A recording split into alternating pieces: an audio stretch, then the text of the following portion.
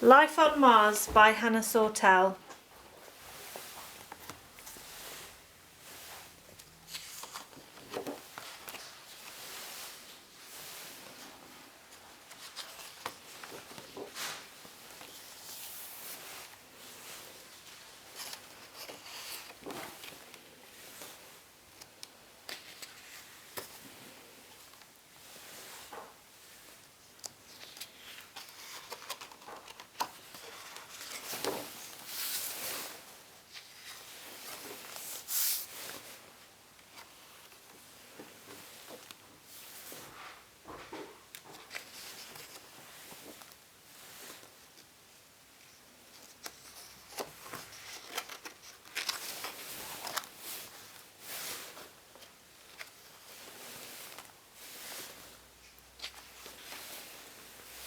Hello Granny, it was a shame we lost connection. The dust storm clogged the electrics, but we should be able to video call again once they've cleared the blockage.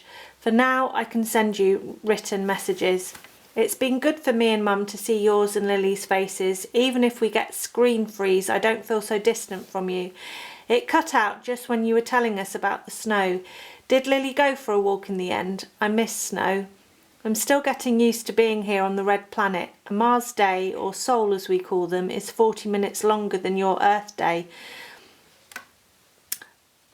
which explains why I'm still so tired even though I'm not doing much. Mum's still struggling with why the first crop failed. She thinks we'll be here for another few months. What did you have for tea? We had pre-packaged pasta and tomato sauce again. The packet looks like it could be Squeak's cat food. We have to make sure we don't mix them up. Mum just reminded me I need to begin my Red Planet research homework, so I'd best say goodbye. Love, Georgie.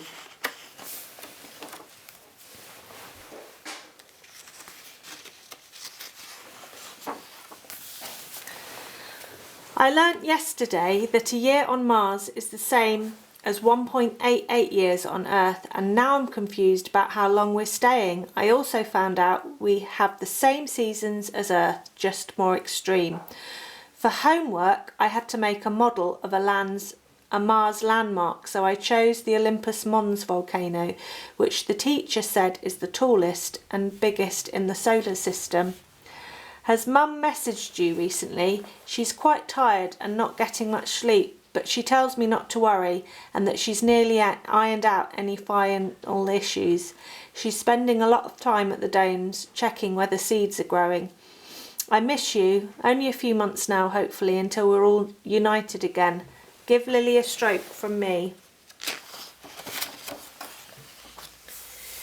We've been stuck inside this pod for months now, but yesterday was the first time since landing that I walked on the planet's surface. It took about an hour to put on our spacesuit, so we won't be going out every day. Just as we were leaving, Squeak tried to escape out of the airlock, which made things difficult. Because Mars has only 38% of Earth's gravity, there are signs everywhere telling people not to run or move quickly.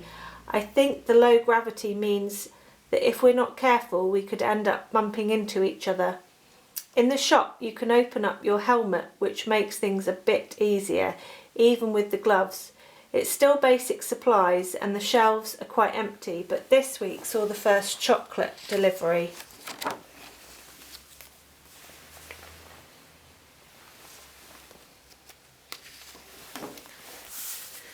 I think Squeak is frustrated with being stuck inside, and I don't blame her. We're getting used to putting on spacesuits and went for our second walk yesterday.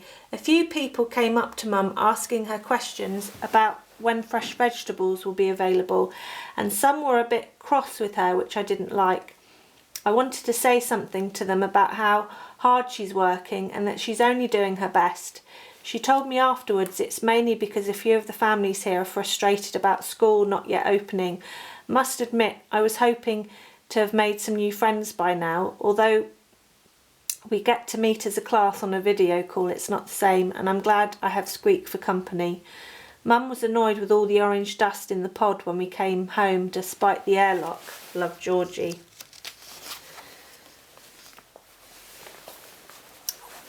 Did Mum tell you that with my help she solved it? Adding volcanic rock to fertiliser worked. Mama said that before we book a return flight, the crop has to be properly established to be officially signed off. My teacher has asked me before we go if I could do a presentation on what being a botanist means. Mum has said she'll help me. Could you help me too with your experience as a gardener? Love, Georgie.